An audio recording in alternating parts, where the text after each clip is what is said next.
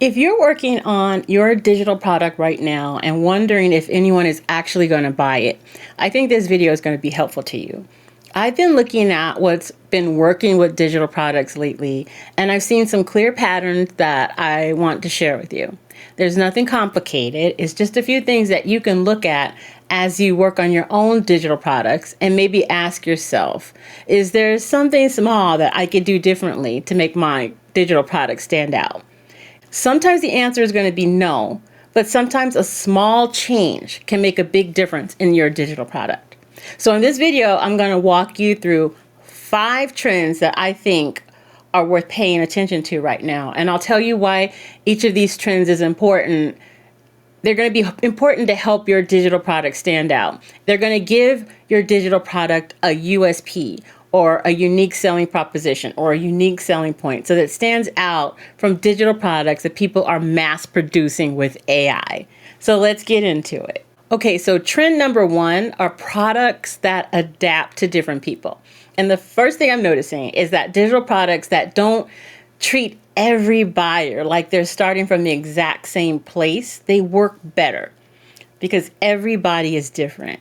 You know, we may all have the same problems, but we all bring a unique situation to whatever that problem is. And if you spent any time on social media, you've seen this, especially if you watch a video, let's say, of someone talking about their spouse or how they take care of their children or how they clean their homes. Everyone has an opinion about how that person is doing whatever it is that they're doing on their video. There will always be someone in the comments saying, "You're not doing it the right way."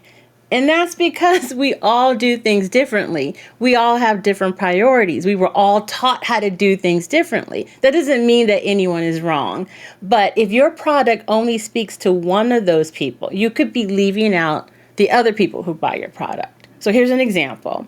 Now, let's say that you are creating a digital product for diabetes, and you found a way to keep your A1C in check and keep your glucose low without using medications. And this is your own unique way that you found through trial and error. And you want to create a digital product about it. There will be a lot of people interested in that product, but they aren't all going to be in the same situation. You're going to have a spectrum.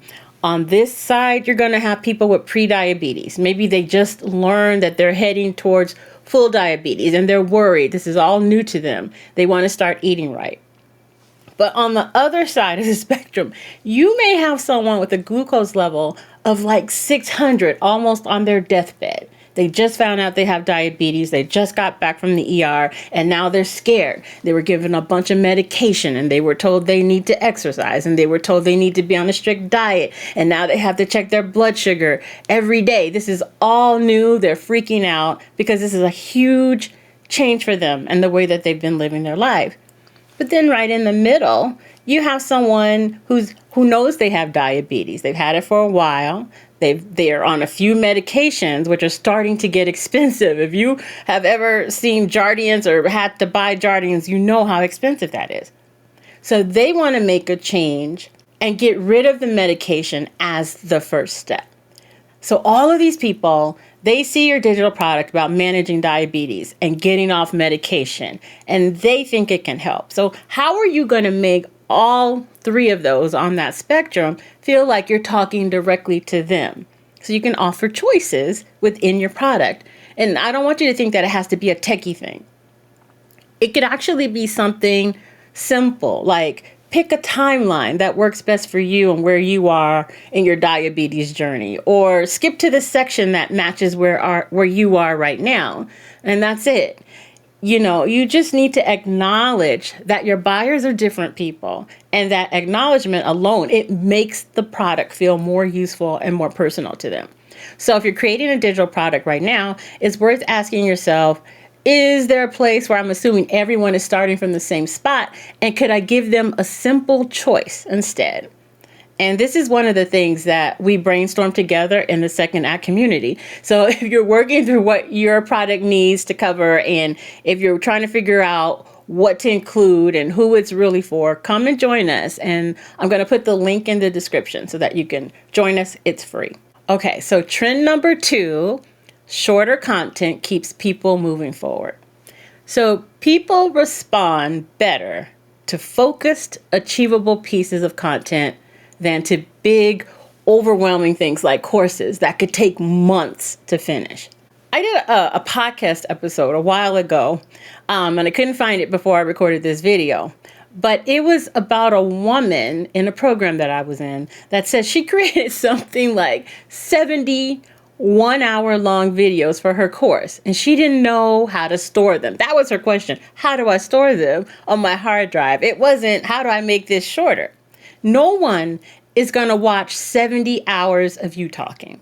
Now, if they were to watch one per day, it would take almost 3 months for them to watch all those videos.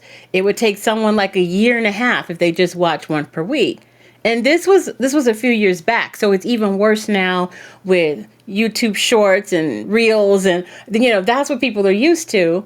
And I'm not saying don't give any detail in your products. What I'm saying is learn how to keep it short and focused, whether it's a video or whether it's written. And that can mean short videos, or maybe even an infographic that lays out a lot of things on one page, or a quick reference guide, or even something like a Lovable app where they don't have to sit and read or watch a video. You might worry that your product isn't big enough, or you may feel like you need to cover everything, but I'm seeing that the opposite tends to be more effective. Your buyer doesn't necessarily want to commit to a 12-week intensive program right now. And there is a time and place for those larger programs like that. More than likely, she wants something that she could finish this weekend and feel good about it. Now, let's get back to our diabetics.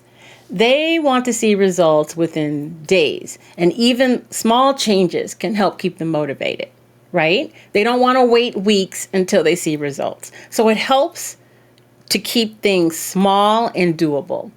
And this also, it makes your product so much easier to consume, and it makes it so much easier for you to create. So you don't need to create a workbook that covers every possible scenario.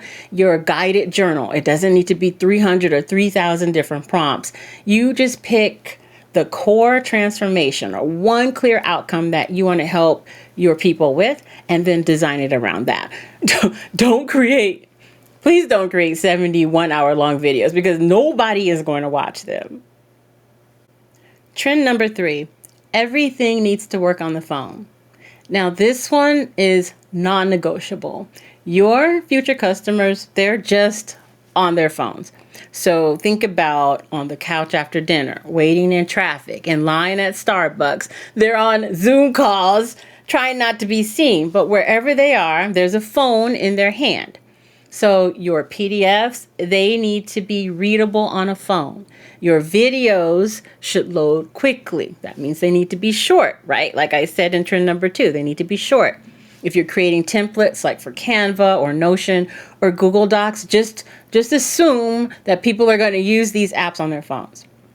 Now, it doesn't make sense to me as someone who lives on a computer. I've had a computer since the early 1980s, and I can't see being productive on a phone, but people do it. And again, I was in another program where we were learning how to make sales pages, and I believe we were using lead pages. And someone asked, is this something I could do on my iPad? I don't have a computer. And maybe this was back in 2022, but I was a little surprised because my assumption was that if you run a business, you have a computer so that you can do business stuff on your computer. But I keep seeing it over and over again. There are people who don't have a computer, they don't have access to a computer, and they will buy from you and use what you create from their phone. So before you publish your product or share it out, test it on your phone, scroll through it, click everything, watch any videos on a small screen to see if you can see all the details that are needed. And just take about 10 minutes and it will save you a lot of customer frustration. Plus, if somebody emails you and tells you that they have trouble with it, you'll be able to say, well, this is how you can address that on the phone. Trend number 4.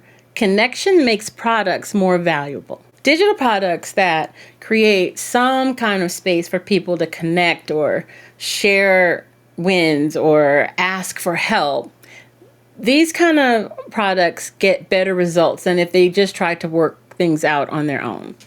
Now, I know you might not be ready to run something like a full membership community, which is a whole other type of product in itself, and that's fine.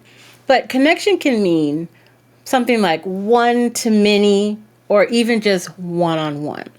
So it could be something like a simple Facebook group for people who buy your workbook, where you can include maybe some additional discussion prompts or a little bit of accountability where they can share their progress.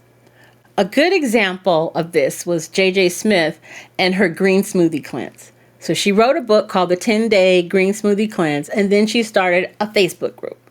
And the group will go through the cleanse together. So regardless of when you started the cleanse, there was always someone going through the cleanse with you. It was a 10 days green smoothie cleanse. And if you ever tried it, let me know, because I tried it a couple of times myself. So everybody kind of focused on going through the cleanse together inside of the group, asking questions as they came up. But the thing is, when people would ask JJ questions, or sometimes depending on what the question was, she would tell them, look in the book, which helped her sales in case people in the group hadn't bought the book. So that's like a one-to-many connection. But even something as simple as asking your customers to email you and let you know how it went. So after they buy your product, send them an email series, just checking in to see how it's going. And that could be good, especially for more sensitive topics. And this is my favorite way. I love getting responses and people letting me know how they've made progress. The connection piece matters even when it's small, and it matters even when it's connection only with you as the person who made the product. And it's also to show the human side. Again, in the world of AI, show your human side. I'm curious which of these 4 trends so far feel the most relevant to what you're creating right now. So drop in the comments, and I'd love to know what you're thinking about. All right, so trend number 5, video builds trust faster. This is the last one, and I want to be careful how I say this because I know a lot of people feel uncomfortable on camera, and I don't want to dismiss that. But what I'm seeing is that digital products with video tend to build trust more quickly, and people buy from people that they trust. And seeing your face and hearing your voice, it really goes a long way. And this is even more important in the AI era, where we're all pretty skeptical about what we see. You might not be creating a video-based product, but seeing you in a sales page video, a thank you video, or a welcome video, or here's me explaining this kind of video, helps your customers to feel your digital product is something special. And I usually include a video walkthrough of using the product, and it lets the customers know that there's a real person behind it, not ChatGPT. There's a real person behind the product. Okay, so those are the 5 trends we're thinking about as you build your digital product. And back to what I said at the top of this video, I don't want you to think that you have to start over or overhaul all your digital products. The things that I'd hold on to most from this video are keep your product focused around one clear outcome. So don't try to put everything in one product. Make sure your product works on a phone, which is non-negotiable unless you're creating something that is explicitly to be used on a computer.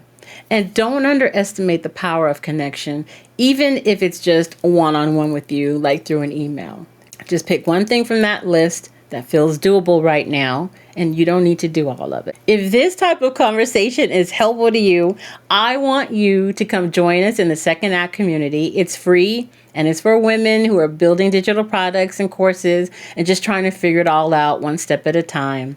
We talk about exactly this kind of thing in the group, and I'd love to see you there. The link is in the description. And if this video is useful, I really appreciate if you subscribe. And I put out new content regularly, and this is exactly the kind of things that we dig into. And I'll see you in the next video.